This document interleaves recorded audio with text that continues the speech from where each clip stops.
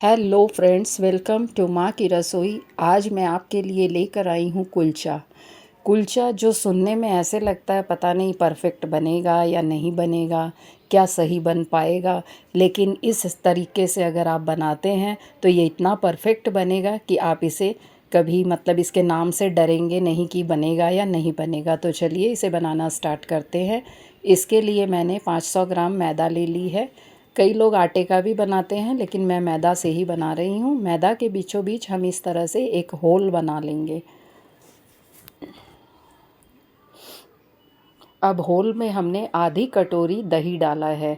दही अगर आपका खट्टा ज़्यादा हो तो आप थोड़ा कम कर दीजिए। और इसके साथ ही अकॉर्डिंग टू टेस्ट नमक ऐड किया है। और दही एकदम रूम टेम्परेचर पर लेना है, आपको फ्रिज का दही नहीं लेना है। इसके साथ ही 2 टीस्पून भरकर हमने चीनी डाली है। और साथ ही हाफ़ टी स्पून भरकर हमने बेकिंग पाउडर डाला है। और 1/4 टीस्पून बेकिंग सोडा ऐड करेंगे।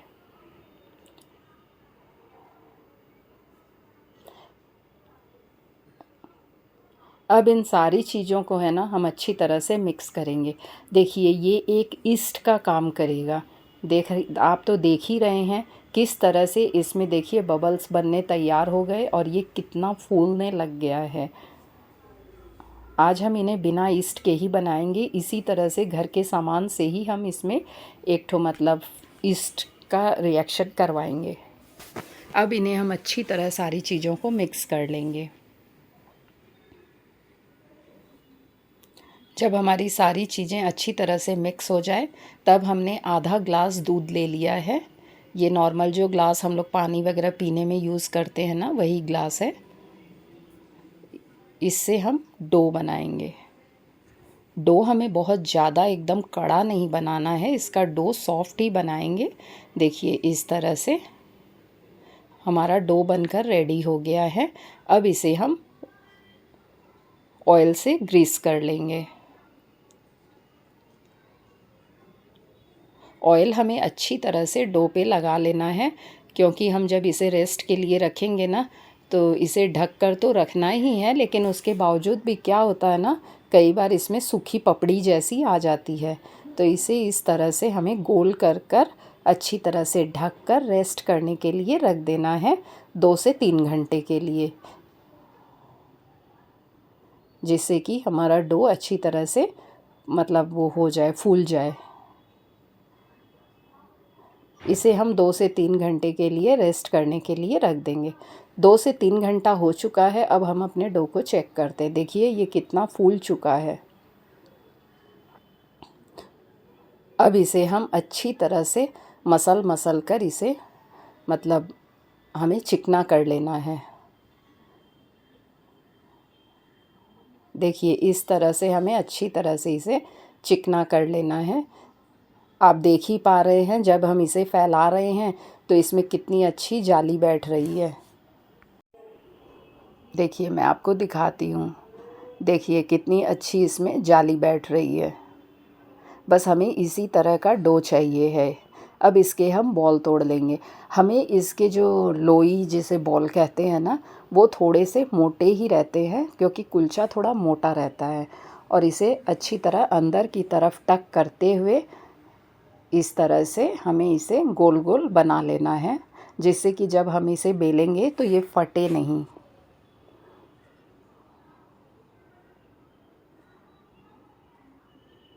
इस तरह से हमें सारे बॉल को तैयार कर लेना है। अब हम इन्हें बेलेंगे। आप अपने हिसाब से इन्हें बेल सकते हैं, चाहे तो आप सूखा मैदा रस्ट करके भी बेल सकते हैं, और या फिर आप थोड़ा सा ऑयल लगा कर भी बेल सकते हैं। देखिए मैदा मैदा एक्चुअली क्या होती है ना कि थोड़ी स्ट्रेच होती है, जब आप उठाएंगे ना तो वो वापस छोटी हो जाएगी, इसीलिए थोड़ा सा बड़ा बेलना है। देखिए, और इसे मोटा रखना है, ज़्यादा पतला नहीं बनाना है।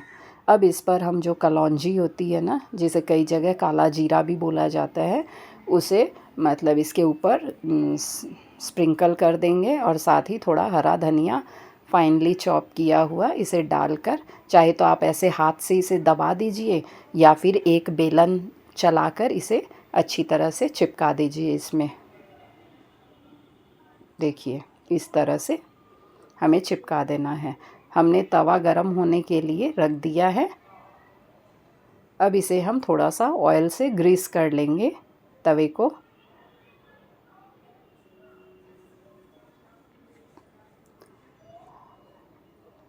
तवा हमें एकदम बहुत ज़्यादा गरम पे नहीं डालना है, मतलब मीडियम गरम रहे उसी टाइम हमें कुलचे को तवे पे डाल देना है।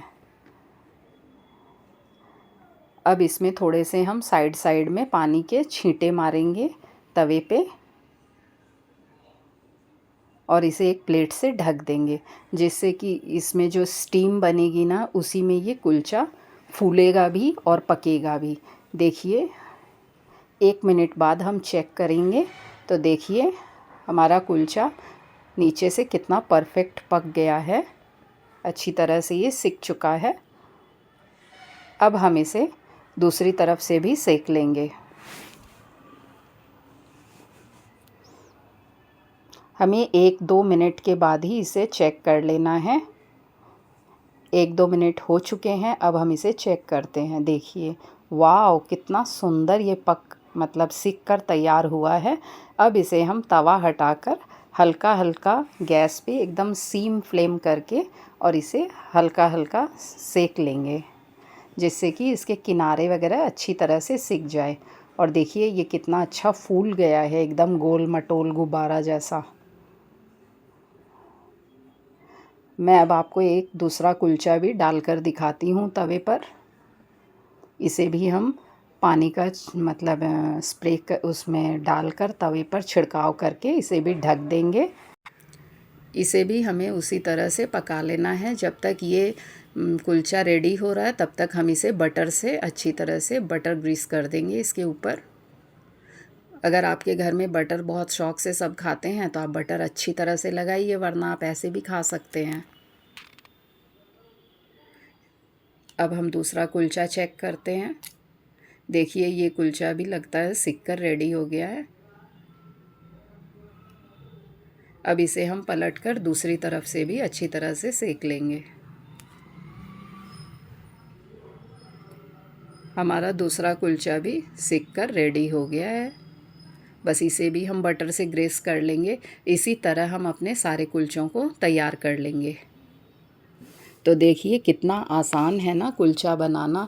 ऐसे लग रहा था कि पता नहीं सही से बन पाएगा कि नहीं बन पाएगा।